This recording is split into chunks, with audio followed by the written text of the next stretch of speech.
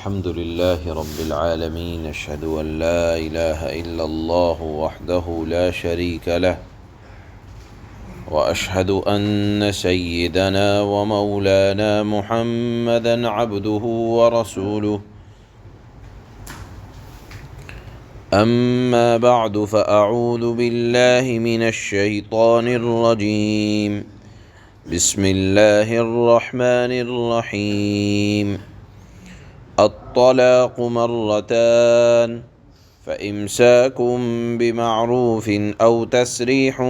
بإحسان، ولا يحل لكم أن تأخذوا مما آتيتموهن شيئا إلا أن يخافا ألا يقيما حدود الله، فإن خفتم ألا يقيما حدود الله فلا جناح عليهما فيما افتدت به.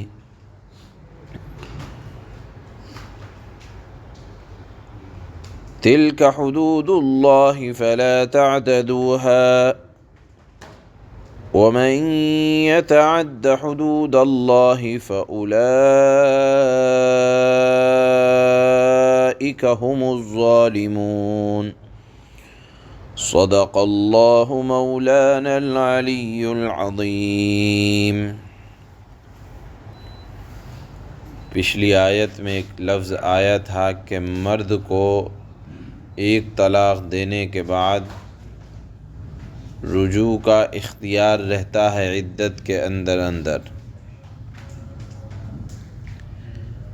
زمانہ جاہلیت میں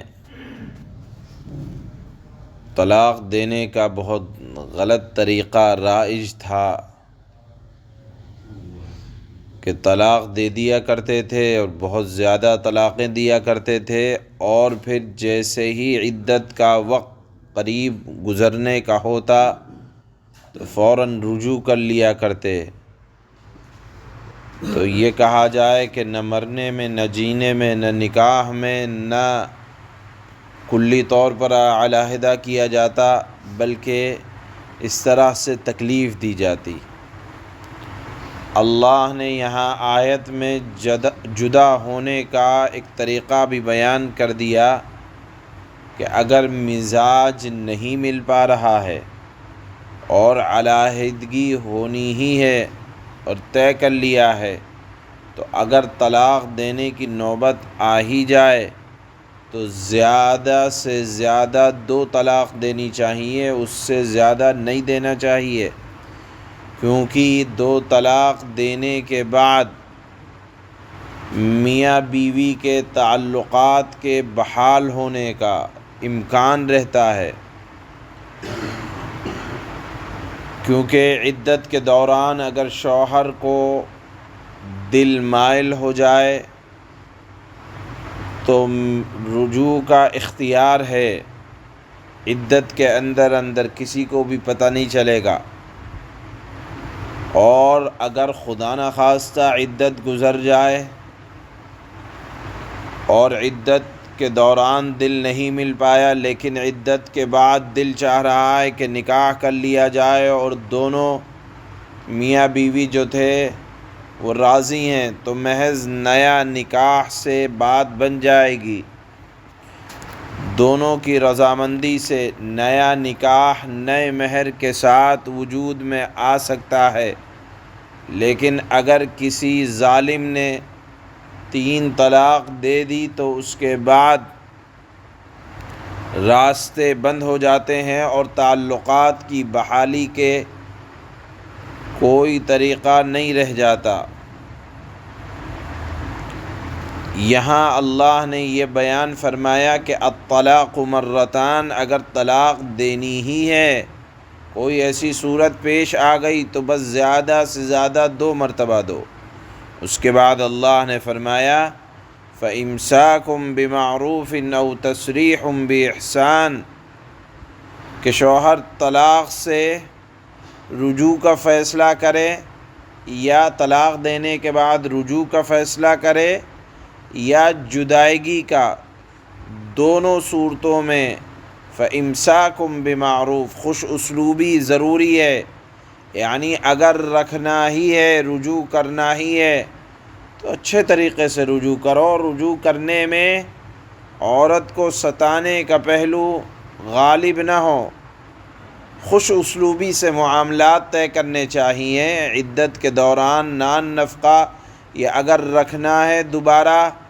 رجوع کرنا ہے تو اس کے سلسلے میں بھی اللہ نے فرمایا کہ خوش اسلوبی لازم ہے، اور اگر آزاد ہی کرنا ہے او تسریح بِإِحْسَان تو آزاد کرو تو بھی احسان کے ساتھ، سلوک کے ساتھ۔ اور اللہ نے فرمایا وَلَا يَحِلُّ لَكُمْ أَن تَأْخُذُوا مِمَّا آتَيْتُمُوهُنَّ شَيْئًا إِلَّا أَن يَخَافَا أَلَّا يُقِيمَا حُدُودَ اللَّهِ کہ مردوں تمہارے لیے حلال نہیں ہے تم نے جو کچھ ان کو دیا ہے،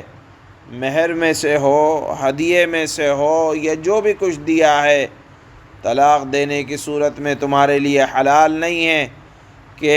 دی ہوئی چیز تم عورتوں سے واپس لے ہو، کہ طلاق دے رہے ہو کہو کہ میرا مہر جو میں نے مہر دیا تھا وہ واپس کرو۔ اللہ فرماتے ہیں تمہیں اس چیز کی اجازت اللہ نہیں دیتا کہ دی ہوئی چیز تم عورتوں سے واپس لو۔ اللہ نے فرمایا فَإِنْ خِفْتُمْ أَلَّا يُقِيمَا حُدُودَ اللَّهِ فَلَا جُنَاحَ عَلَيْهِمَا فِيمَا افْتَدَتْ بِهِ۔ ہاں اگر مثال کے طور پر اللہ نے فرمایا کہ عورت اپنی طرف سے کوئی بڑھ کر بات کہے کہ مجھے تمہارے ساتھ نہیں رہنا اور تم مجھے آزادی دے دو، اگر کچھ مالی عوض لینا چاہو تو لے لو، تو اللہ فرماتے ہیں اگر اس طرح سے عورت کی طرف سے کوئی مطالبہ ہے جس کو خلا کہا جاتا ہے،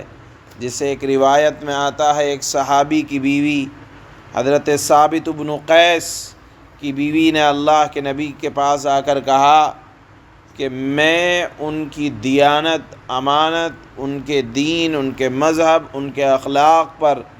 کوئی الزام نہیں لگاتی، ہاں اے اللہ کے نبی جب میں ان کو عام مردوں میں دیکھتی ہوں تو میں ان کو پستہ قد اور سیاہ فام پاتی ہوں،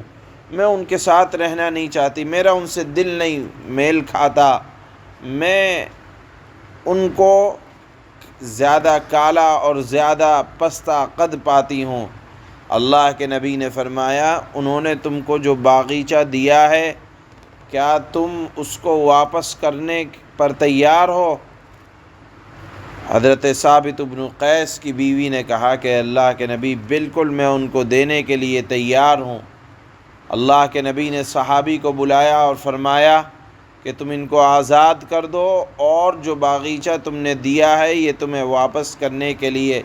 تیار ہیں۔ یہ اسلام میں پہلا خلا تھا جو اللہ کے نبی صلی اللہ علیہ وسلم کے زمانے میں اس طرح سے ہوا۔ بہرحال اگر عورت مطالبہ کرتی ہے کچھ دینے کا اور دے کر آزادی لینے کا تو اجازت ہے۔ اس کے بعد اللہ نے فرمایا تلک حدود اللہ، یہ تمام کے تمام اللہ کی قائم کردہ حدود ہیں، فلا تعتدوها، تم ان سے ذرا بال برابر بھی ان حدودوں کو جو اللہ نے اصول متعین کیے ہیں اپنے پیروں تلے مت روندو۔ ومن یتعد حدود اللہ، اور جو بھی اللہ کے قائم کردہ حدود کی پاسداری نہ کرے گا تو اللہ نے فرمایا کہ یہ لوگ بڑے ظالم لوگ ہیں۔ اس مضمون کو اللہ نے طلاق دینے کے طریقوں کو اور علیحدگی کیسے اختیار کی جائے اس کے لیے دونوں طرف سے اصول بیان فرمائے ہیں۔ اللہ فرماتے ہیں الطلاق مرتان، اللہ نے ارشاد فرمایا کہ طلاق زیادہ سے زیادہ 2 بار ہی ہونی چاہیے، اس سے زیادہ نہیں۔ اب طلاق دینے کے بعد فَإِمْسَاكٌ بِمَعْرُوفٍ أَوْ تَسْرِيحٌ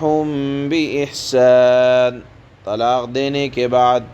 شوہر کے لیے دو ہی راستے ہیں، یا تو قاعدے کے مطابق بیوی کو روک لے، یعنی طلاق سے رجوع کر لے عدت کے اندر، یا خوش اسلوبی سے چھوڑ دے، یعنی رجوع کے بغیر عدت گزر جانے دے۔ اگر روکنا نہیں ہے تو اچھے سے آزاد کرے۔ وَلَا يَحِلُّ لَكُمْ أَن تَأْخُذُوا مِمَّا آتَيْتُمُوهُنَّ شَيْئًا إِلَّا أَن يَخَافَا أَلَّا يُقِيمَا حُدُودَ اللَّهِ، اور اے شوہرو تمہارے لیے حلال نہیں ہے کہ تم نے ان بیویوں کو جو کچھ دیا ہو وہ طلاق کے بدلے ان سے واپس لے لو، الا یہ کہ دونوں کو اس بات کا اندیشہ ہو کہ وہ نکاح باقی رہنے کی صورت میں اللہ کی مقرر کی ہوئی حدود قائم نہ رکھ سکیں گے۔ فَإِنْ خِفْتُمْ أَلَّا يُقِيمَا حُدُودَ اللَّهِ فَلَا جُنَاحَ عَلَيْهِمَا فِيمَا افْتَدَتْ بِهِ، چنانچہ اگر تمہیں اس بات کا اندیشہ ہو کہ وہ دونوں اللہ کی مقرر کردہ حدود کو قائم نہ رکھ سکیں گے تو ان دونوں کے لیے اس بات میں کوئی گناہ نہیں کہ عورت مالی معاوضہ دے کر علیحدگی حاصل کر لے۔ تِلْكَ حُدُودُ اللَّهِ فَلَا تَعْتَدُوهَا، یہ اللہ کی قائم کردہ مقررہ حدود ہیں، ضابطے ہیں۔ وَمَن يَتَعَدَّ حُدُودَ اللَّهِ فَأُولَئِكَ هُمُ الظَّالِمُونَ، یہ اللہ کے مقرر کردہ حدود یعنی ضابطے ہیں، ان سے فَلَا تَعْتَدُوهَا، ان سے تجاوز نہ کرو، اور جو لوگ اللہ کے حدود سے مقرر کردہ نظام سے تجاوز کرتے ہیں، ان کو توڑتے ہیں، تو یہ لوگ بڑے ظالم لوگ ہیں۔ سبحان اللہ۔